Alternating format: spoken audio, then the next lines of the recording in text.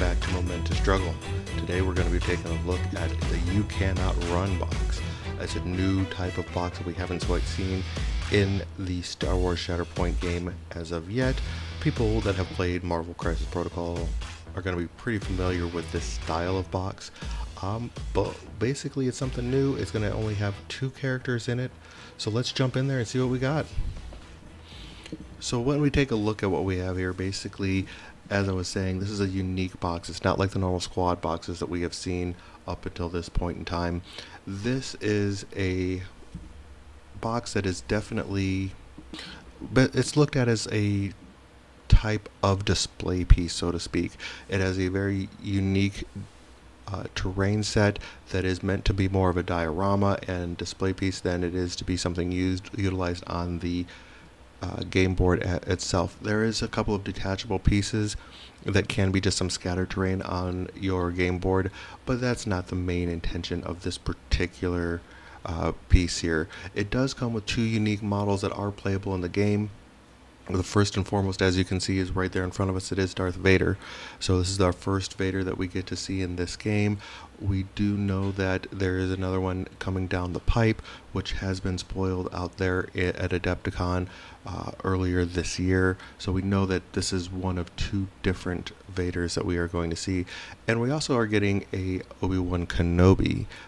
This is not going to be a primary, though, which is really unique. He is actually a secondary unit. So you're getting Vader, who is going to be a unique primary, and then Obi-Wan Kenobi, who is going to be a unique secondary unit. Both really cool. These are modeled primarily after the Kenobi series, in which Kenobi and Vader come face to face for, I guess, the second time since Anakin had become Vader. The first time he sees him in his Vader armor, so to speak, after he had left him on Mustafar on the side of the next to the lava river, burning to death, basically. So a very unique model and set here.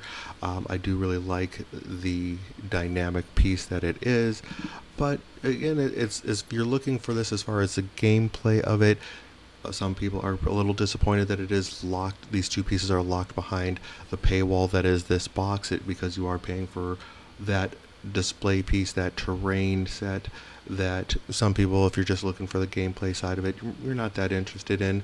But I do like it. I think they are going to be very interesting characters to put on the board if you do decide to go through and purchase them. So let's go ahead and jump into the first character that we have here, our only primary in this box, which is Darth Vader. So we do have Darth Vader Jedi Hunter. He is a 7-point cost character, or squad point character. So when you're looking at building him, you are going to have to take a 3. At this point in time, we only have 3s as supporting units in the game. We don't have any secondaries.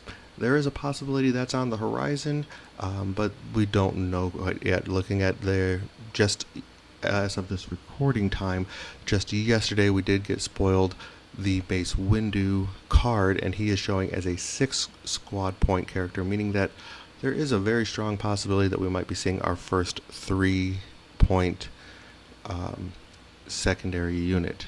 But that's, as of the game at the time of this release, we're not going to have any secondary, so you're going to have to take a 3-point supporting unit in order to play Vader, just like with Anakin and just like with Count Dooku at this time. He does have 4 force. He is a single model primary unit. He does have 12 durability and 3 stamina, so he is a very durable character. He has multiple tags. He has Force User, Galactic Empire, Galactic Republic, Inquisitorius, and Sith. So a new one that we haven't seen in the Galactic Empire, other than with we have seen that with the Inquisitor box as well, but he is going to be our second primary with that keyword. Pretty interesting that he also has the Galactic Republic keyword. because it was a very short time that he, as Vader, was part of the Galactic Republic. But there was a window in which he was part of it. So those are his tags. Let's just talk about the abilities that he has. He has one active ability, Vader's Fury. Really interesting ability. He can basically, for one force, can make a full movement, so his full advance, and then during his next attack, made by this character, a character in this unit, which would be Darth Vader, during this particular activation that he activates this particular activated ability, after this particular ability as well, after all dice have been modified, you add 2 damage to the damage pool. So it's just a straight 2 damage that you get right for using this for one force. Really interesting ability. I do like it. I do like that he's just pumping out damage, and when we get into his stance card, we'll definitely be able to see why this might be kind of important.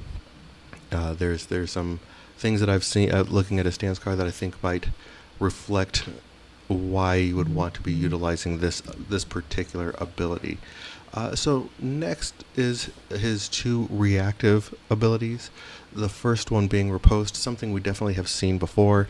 When he's targeted by a melee attack, if the attacker has a failure in their dice roll, basically they suffer 2 damage. The nice part about this is no force needed as long as he's not injured or wounded. So you're looking at definitely just a straight 2 damage right off the bat. So he really pumps out a lot of damage in different ways, Vader does, and I really like that about this character. It's very on theme as far as how just destructive he can be as a model, as a character in general. And his last reactive ability is the Sith Lord Strikes Back, and I like this one. So basically what it is, when he becomes wounded by an attack, after that attack is resolved, he can use this ability, and the first time, so it's after he becomes wounded, or when he becomes wounded. So this is going to cost a force because he is wounded.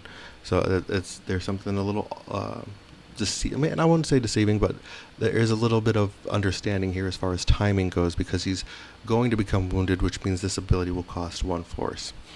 So when he becomes wounded, this character can basically make a dash and then a 5 dice melee attack targeting the character that wounded him. So he should already be in melee range when this all takes place.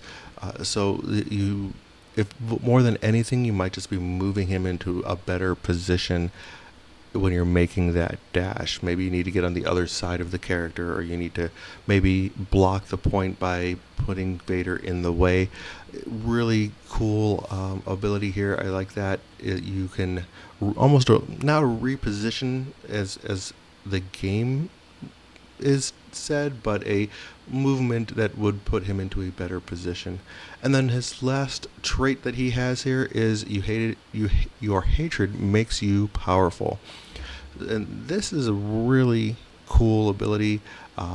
As far as where we're going to see play with him, I don't know exactly a good spot other than Inquisitors to put him right now.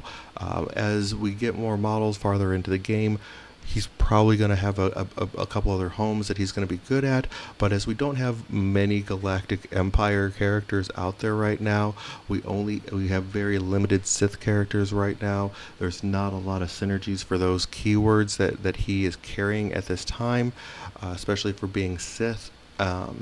And a Force user, there's not a lot of synergies. So I think the only good place to put him is going to be into that Inquisitor build.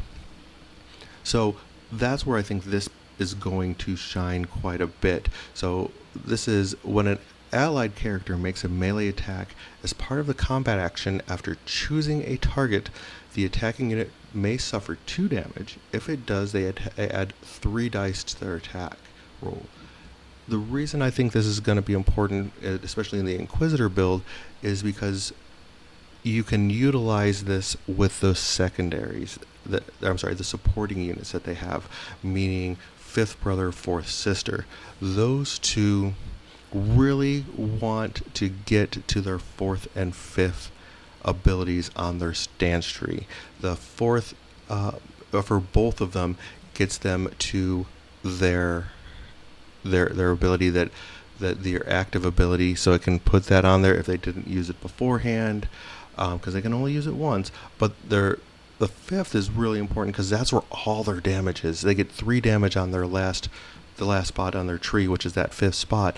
And you really, if you're wanting to pump out some damage, you really want to get the most out of that. So adding those 3 dice to their attack helps them to sit there, potentially get to that last spot on their roll. So a couple of things to look at, and even if you don't use that the reactive ability of the Enfeebles, they both have some movement shenanigans that they can do as well. So there's a lot of interesting abilities that they have. I'm sorry, Enfeeble does not count. That's a reactive ability. But as far as like their force jump, their displacements that they have, it allows them to get to those particular things on their trees.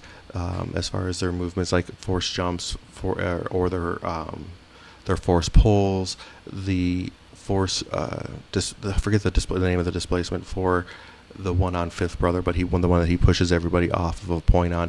So really powerful ability to go in conjunction with the Inquisitors to make sure that they're getting down the tree all the way that they need to get down. So let's take a look really quick here at Vader's stance cards himself. Remember, he's going to be a primary, so he's going to have 2 sides to this. So the first side I want to look at here is his Dark Rage side. He is coming in with most Force users, with most lightsaber wielding characters. He does not have a ranged attack. He is going to have his melee of 7 dice and 5 across the board for melee and ranged attacks on defense. This is a interesting way to go about his tree. Basically, you can go up. You can start and go up, you can go straight across, or there is a option to go straight across halfway through and then drop down. Either way, the most successes you can have on his tree on this side is going to be 6. So looking at this, if you were to go the top side, you're looking at doing a total of 8 damage. It has a shove, a dash, which I don't believe we've seen at this point in time on anybody's card, as well as putting the strain condition on. So some movement there, that getting him into different positions, and adding that strain condition, which basically just limits the amount of activations that limits the activations that the characters that is put on can take. If you were to go down the middle track here, you're looking at only doing 7 damage, but there is a lot of movement here. It has 2 shoves as well as a dash. So 3 movements on this part of it. Really a lot of movement. I like it. A lot of displacement on this particular track as well. And lastly, if you were to sit there and go halfway down and then go to the track itself, the bottom track, in this one you're looking at a total of 9 damage and 3 shoves. Now this is where that first active ability comes into play, and why I think that's important is because in order to one-shot any character in the game, not naming Darth Vader, of course, because he has 12 durability, most of the primaries out there have 11 or less. So with this one, in order to get that 11, if you go down this full track and then you use that active ability to add on that 2 additional damage after modifying dice, you're going to get yourself to that total of 11 damage that you need to do a one-shot wound on any particular character in the game. So yeah, this is where Vader's it really is going to shine as far as an active ability for Vader. So looking at his expertise chart, 1 to 2 is going to get you 2 criticals, 3 is going to get you 2 criticals and a regular success, 4+ is going to get you 2 criticals, a regular success, and a damage.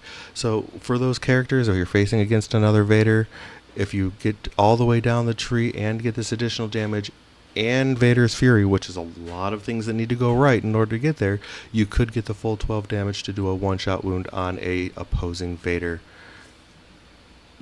And looking at the defensive expertise, he has his defensive form. 1 to 2 gets you a block, 3 gets you 2 blocks, 4+ is going to get you 3 blocks. So nothing too crazy as far as all of that is concerned, but like I said, a lot of work, and you can get all the way down to basically one-shotting a one-shot wound on any of the characters in the game right now. So let's look at his other stance card that he has as well. On the other side of that stance card is called his Form 5 Gemso. So this one does actually have a ranged attack on it. It's a range 4, it's 7 dice, and then in melee he's 6. And then he does have an extra defensive dice, both sides, 6 across the boards with this one. His Demso is a pretty straightforward, as far as trees go, there's not a lot of movement on it. Basically, you can go straight across, and if that's the easiest way to go, I guess, so it's no matter what, like the farthest down this track you're going to go on this one is going to be 5. So if you were to go straight across, you would be looking at doing a total of 7 damage. There is some movement on this one. So you're looking at a total of 7 damage. You can do the exposed condition at the 3rd spot. There's 2 shoves at the 1st and 4th spot along the tree. And the last one on the middle actually has climb, which is something that we haven't seen. I don't believe we've seen on a stance card or a stance tree card at this point in time. Now you can go up on the very last. Instead of climbing and doing a damage, you could do 3 damage instead. So there's a way to pump out a little bit more damage if you're needing to do that. That puts you to where you're doing a total of 9 damage, which basically one-shot wounds a lot of the models that are out there that are not primaries. Basically most of the secondaries and supporting units are going to be right in that 9 range. Again, with Vader's Fury you can get up to 11, so which is pretty much going to hit just about everything. And then if you do decide to go down, you can, instead of doing an expose, you can do a pin, still doing 1 damage, and that is in the 3rd location there. Looking at the expertise chart, since there is a ranged attack, you do have some ranged expertise. 1 to 2 expertise gets you a regular hit, 3 is going to get you 2 regular hits, and then 4 plus is going to get you a critical and 2 more hits.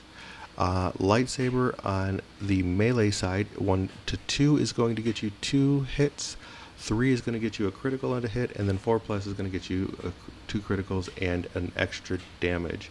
So there is a little bit another way to pump out a little extra damage if you're getting those expertise there as well. And then defensive form, 1 to 3 is going to get you 2 blocks, and then 4 plus is going to get you 3 blocks. Again, overall, looking at Vader as this Vader that we are getting in this particular box, the best place I'm seeing him in at this point in time is definitely going to be in the Inquisitor's team. You could put him alongside the Grand Inquisitor and run some pretty interesting teams. You wouldn't be able to run both of the secondaries, or I'm sorry, supporting units that come in the Inquisitor box this way. You would probably end up, if you're going to run him, it might be pretty interesting to run maybe like the 501st or some of the droids with him, as well as maybe throwing in, I don't know, you could throw in maybe Jango Fett, since he's a dark side for some of that, for some flavor. You could end up throwing Rex in there, like Rex, alternate what if type of thing. If Rex ended up following through on Order 66 and ended up serving alongside Anakin when he becomes Vader, I think that would be a pretty interesting what if flavor type of situation that you have there. So definitely that's where I kind of see Vader being at this time. That's probably where I'm going to end up running him when he comes out. It looks like he's going to be, so at the time I'm recording this, it will be tomorrow. I'm recording this on the 6th of July.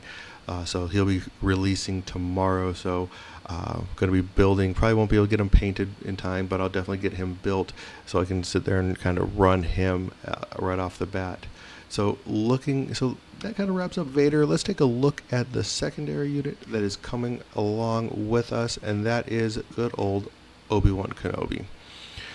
So this is not quite Old Man Ben, but this is the Obi-Wan Kenobi that kind of went away from the Force in the Kenobi show. He has not been training as actively. He has not been doing all of the things he was doing when he was part of the Jedi Council and when he was living at the Jedi Temple at the height of the Jedi Order. So this is definitely a different Obi-Wan Kenobi than we have seen in that Wave 1 release that came from the Clone Wars era.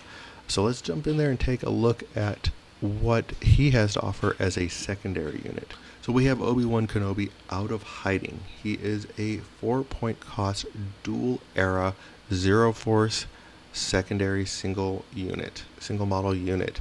He does come with 2 different tags. One being Force user, the other being Jedi. So he still has that Jedi tag, that Force user tag, but that's it. There's not a lot of other tags coming along with him because of the uniqueness of the time frame in which this character is done.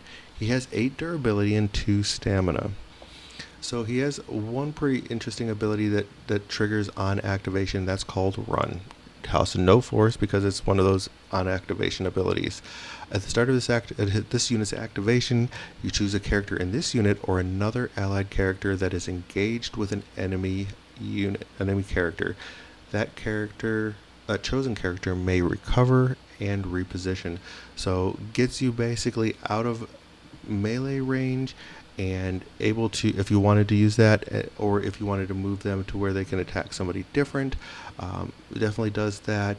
And I like the ability to recover to remove a condition of some sort, or get 1 additional health off of back onto a character. So really interesting ability. I like the reposition.